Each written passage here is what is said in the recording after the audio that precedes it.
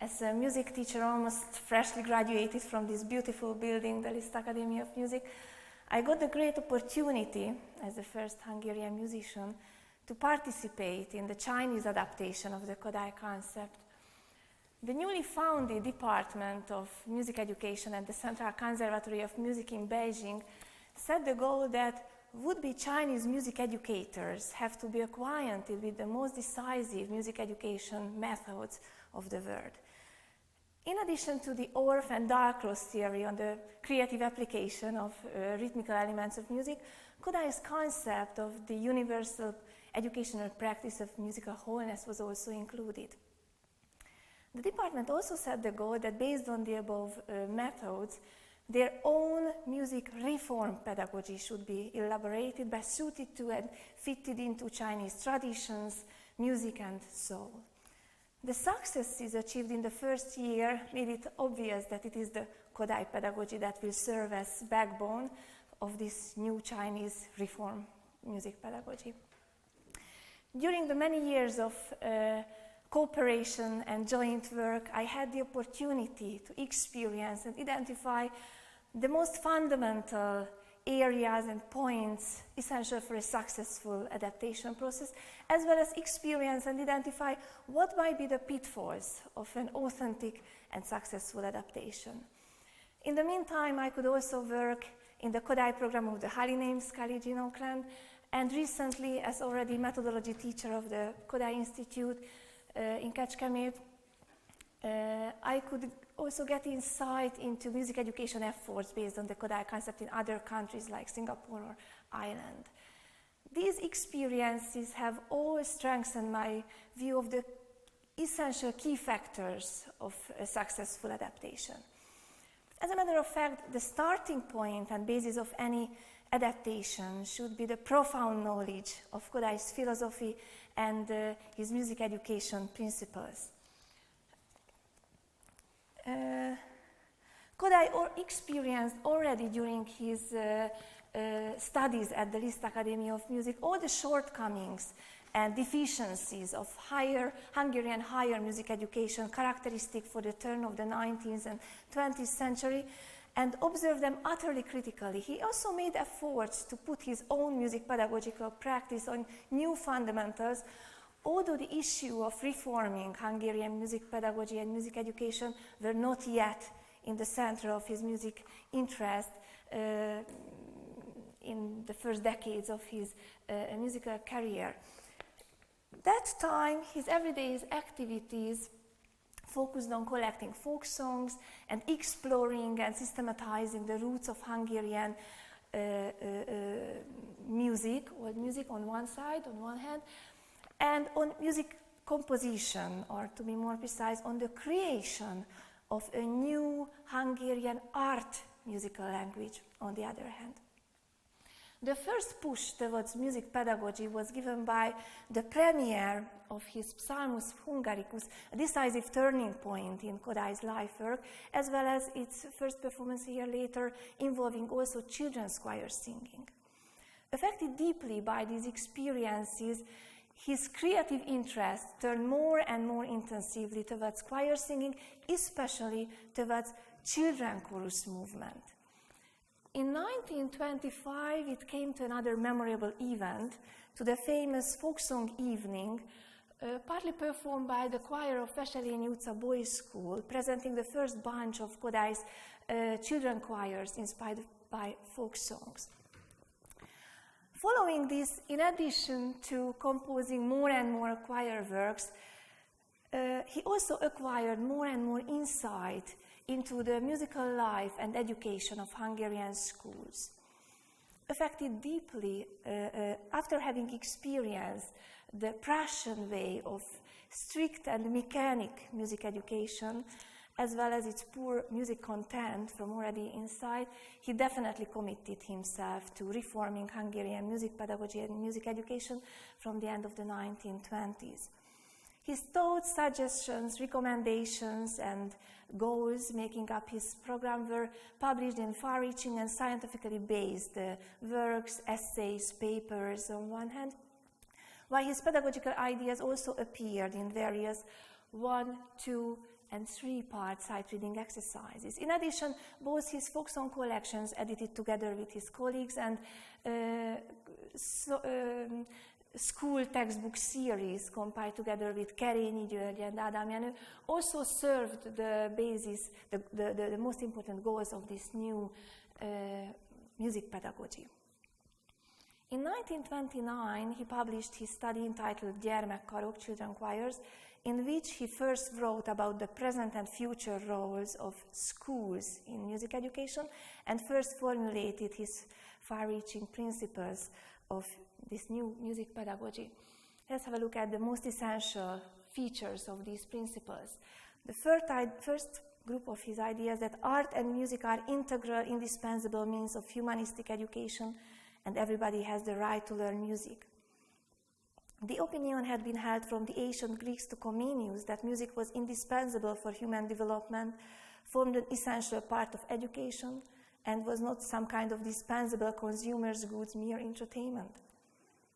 Man's purer musical word concept will undoubtedly contribute to the purification of his overall word concept, because as Plato puts it, music education is so immensely important because the rhythm and the melody penetrate best the innermost of the soul, captivate it with might and main, and by bringing along good order in human who is educated along right principles with a sound spirit. As he believed, music education has to start already at early childhood and should be primarily vocal. The years between 3 and 7 are educationally much more important than the later ones. What is spoiled or omitted at this age cannot be put right later on. In these years, man's future is decided practically for his whole life. A deeper musical education can at all times develop only where singing forms its basis. Instruments are for the privileged few. Only the human voice, accessible to all, free of charge, yet the most beautiful of all instruments, can be the fertile soil of a musical culture extended to all. Music literacy serves as the very basis for high-level music appreciation and the best means to achieve, that is, the relative solfa. Sight singing leads closer to music than a season ticket at the opera house. With solmization, one reaches fluent sight reading faster. This is naturally true for relative solmization only, since here, by singing the name of the tone, we've already defined its function in the tonality. And it is only high value and good music that can serve as learning material, starting with monophonic folk song at the beginning and followed later by the classics of art music. The elementary school will achieve its purpose not only if reading is taught there, but if the difference between good and bad music is also made apparent. In short, we can say that the elementary school will do fine work if it instills in the mind of its pupils an aversion to pop music, for this is a canker of good music and of understanding good music. As justified above, for Kodály it was a key issue to be committed to good, noble, humanistic music. As he wrote in his study cited above, the children's choirs, he said, "Let us stop the teacher's superstition, according to which only some diluted art substitute is suitable for teaching purposes. A child is the most susceptible and the most enthusiastic audience for pure art. Consequently, only art of intrinsic value is suitable for children. Everything else is harmful." His regularly organized folk song collecting tours from 1905 on up to the 1920s, middle 1920s, followed by their analysis and systematization, practically suggested the right solution. It is the monophonic folk song to serve, first of all, as basis of the beginning phase of our music education. On one hand, because, and now let me quote László Dobszai, who was an outstanding Hungarian musicologist and chorus master, he said about the folk songs, "The old musical material preserved by the people was the bearer of real values, since the tradition of several centuries makes a selection possible, so that the less valuable material may disappear from the memory of the people, and the clumsy or unremarkable items can be further polished and developed. This music is simple, yet not without aesthetic values. It expresses deep emotions and shows classical forms which do, however, not make it difficult. The other reason why we should start our education with monophonic folk song is that folk song has the huge potential of educating the nation. As Kodály formulated, folk tradition, first of all, with their singing games and children's songs, are the best foundations for subconscious national features. And the third reason, what I believe, is that singing games and children's songs of the folk tradition are perfectly adjusted to the characteristics of the related age group. Their compass, rhythmical complexity, interval relations, meters, tempos, text content can be greatest possible way be fitted into the physical and mental development of the age group between 6 and 10.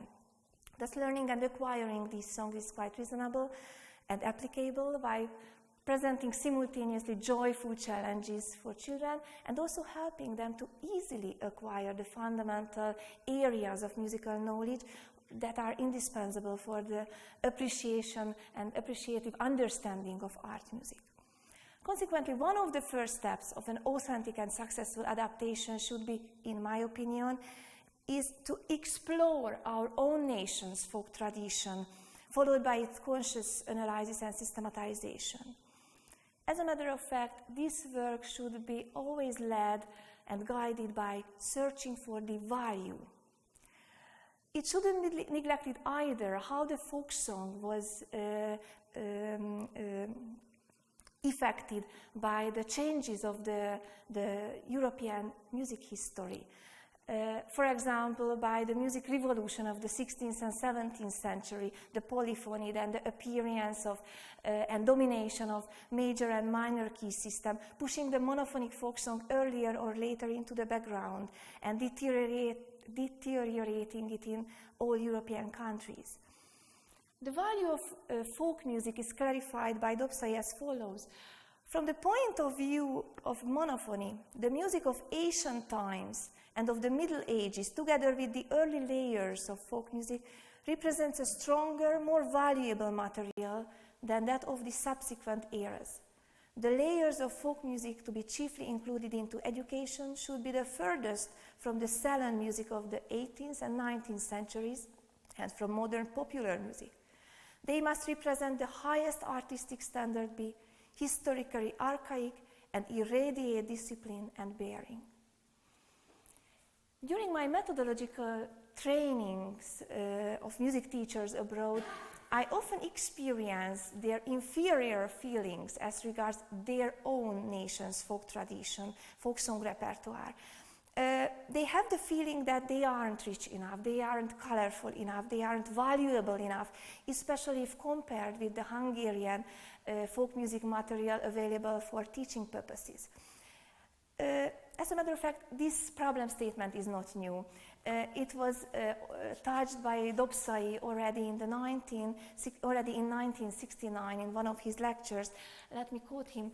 If we wish to return to ancient source to find a synthesis of value and simplicity, we cannot be sure that these are found in the same way in other countries as they are in Hungary.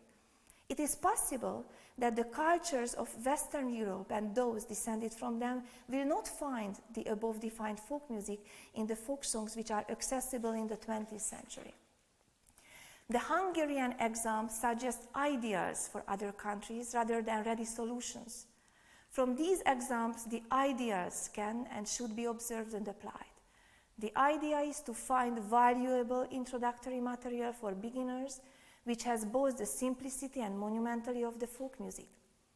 In Hungary, where folk music was saved in a living and complete form by Bartók and Kodály in the first decades of the 20th century, the problem could be solved by using these musical relics of the Hungarian past. Rediscovery of these basic elements take place, but in very different ways in every country. Dobszai believed that there is a huge pedagogical potential in the recorded music of the Middle Ages. He said, the rich musical life of Europe and its flourishing traditions advanced to a synthesis between the 10th and the 16th centuries. Art music, composed music, absorbed in various ways the most valuable elements of folk music. The monophonic Gregorian culture amalgamated with the most precious traditions of the folk music of that time and made it firm in a special form which was half folk music and half art music in character. It was integrated into the richness and fullness of the monophonic and polyphonic art music of the Middle Ages and the Renaissance, and was also contained folk music motifs. In the meantime, the vocal repertoire of the troubadours, minstrels, continuously enriched art music on the side of folk music, and the situation was reciprocated. Thus, there was a constant mutual influence on both parts. Consequently, for Western Europe, medieval notated music could play the role of the musical mother tongue that is of folk music. The repertoire of medieval secular songs, church cancio, recitations, rondos, ballads, and so on, possesses the same characteristics as the Eastern European folk song, so highly appreciated by Kodály. Nowadays, there is also a characteristic problem, the case of multicultural societies. What should here serve as musical mother tongue? I think if we want to remain true to Kodály's philosophy and principles, it is always the task of transmitting valuable music of the highest artistic value that should guide us. But in case of children and folk songs, we mustn't forget about the symbiosis of text, rhythm, and melody either. As Kodály wrote in his epilogue of the first issue of Bithynia Hungarica, whether we should sing also foreign songs? Absolutely, but not the way as we've done it so far, mainly masking them as Hungarian ones. Instead, telling it clearly where they are from. And as much as it is possible, sing them in their original languages. Why doing so? On one hand, because the rhythm and the intonation of the texts are quasi reflected in the rhythm, meter, and sometimes even in the melody of the songs. Thus, singing folk songs in translated forms will never be able to express their original beauty and aesthetics. On the other hand, from pedagogical point of view, it is very important, especially for beginners level, to make children singing as many songs in their mother tongue as possible. By the beginning of the school years, the beat and the rhythm of the mother tongue are already well developed, becoming just like unconscious instinctive skills. So transforming them into musical rhythm is much easier and more natural than it would be that of a text in a foreign language. Thus we have to find the adequate proportion of teaching own songs and foreign songs should be taught in their original languages if it is possible. If it is not possible yet, then we still have to say where they are from. While teaching songs of foreign nations, we will be able to comply with two important objectives. On one hand, we will be able to understand our own folk music much better through them, or put it more precisely, through their observed singularities. And on the other hand, we also will be able to acquire those segments of musical knowledge that are not characteristics for our own music tradition, but which are indispensable for the conscious and appreciative understanding of art music. From the point of view of an adaptation, it is an essential component to design and set up the adequate teaching sequence. A sequence of teaching the different musical elements, concepts, phenomena is determined by the characteristics of the folk music of the given nation, or as suggested before, by the rhythmical, metrical, formal, melodical, tonal characteristics of other adequate, valuable material that are as simple and monumental as folk music. As a matter of fact, the age characteristics of the children have always to be considered. This later aspect is very important for the authentic adaptation of the concept. Kodály has underlined many times that it is intuitive feeling and training that brings us closer to music, and not speculative argumentation. Music mustn't be approached from its intellectual, rational side, nor should it be conveyed to the child as a system of algebraic symbols or as the secret writing of a language with which he/she has no connection. The way should be paved for direct intuition. Thus, by both compiling music material as well as identifying the teaching sequence, we always have to follow the special needs of the given age groups as regards through considering compass, rhythmical and melodic turns, tempo, meter, text contents, as well as forms of and needs for movement. The movements are also very, very important, especially for beginner grades. It follows from this that the teaching sequence elaborated by Kodály and Ádám reflects the characteristics of Hungarian, the pentatonic-based children's song and folk song treasures. Thus, it can only serve and be used as an example for other nations, but by no means it is allowed to take it over and copy it as a whole. To sum up the above mentioned, I think it's a very important step of the adaptation to identify and select those musical characteristics, and again, not forget about the symbiosis of language and music either here, that are dominant, that are characteristic in the folk music of the given culture, and these own characteristics should be first of all reflected in the teaching sequence. They can be followed by those segments of musical knowledge that are less characteristic or not characteristic at all for the folk music of the given culture, but their knowledge is still fundamentally important for the conscious, appreciative understanding and reception of art music. Actually, these segments can be acquired through the folk music of other nations. Thus, the foundation work of the first years has double aims. The first and probably the most important aim is to win the children over for music making, by captivating them, by presenting them as enjoyable and joyful experiences, in a way actively involving with the help of singing into musical processes. Our other aim is to transmit, to transfer fundamental knowledge to them. But our music pedagogical work is not finished here. It were a fundamental misinterpretation of Kodály's vision if we would think that the task of our music pedagogy is only making children love music or making them acquainted with folk traditions and folk music. Music education, in fact, should also help contribute to the development of Hungarian musical culture.